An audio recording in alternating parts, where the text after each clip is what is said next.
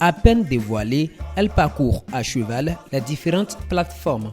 La statue de Bioguera, érigée devant l'aéroport international Bernardin Gantin de Cotonou, a emballé la toile. Le monument est magnifié, néanmoins certains regrettent son emplacement. C'est vraiment beau, mais moi j'aurais souhaité que les statues ou œuvres d'art s'érigent là où l'histoire de ces œuvres se trouve. Comment peut-on donner le nom d'un héros à l'aéroport et y mettre la statue d'un autre héros ?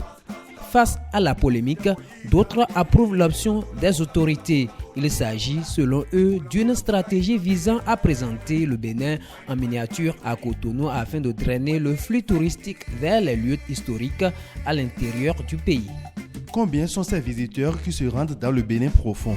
L'histoire peut leur être contée dès leur arrivée au 229. C'est aussi une option du gouvernement. Bioguera à l'honneur, le Nord honoré. J'aime ce que devient ce grand pays appelé le Bénin. Concernant le portrait du héros national, des internautes font aussi des critiques. Certains ont sans tarder posté ce cliché du guerrier du Nord Bénin.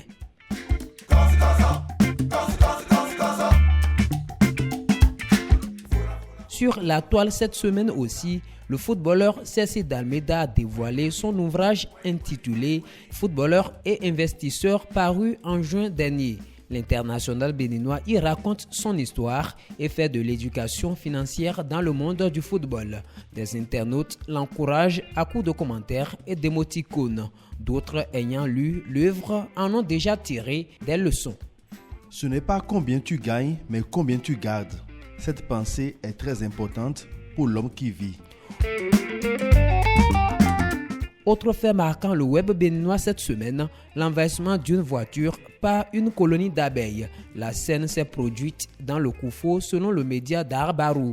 Pendant que le nouveau cadre technique déployé par le ministère de la décentralisation entrait en fonction dans une commune du département, les abeilles ont pris d'assaut son véhicule à l'extérieur.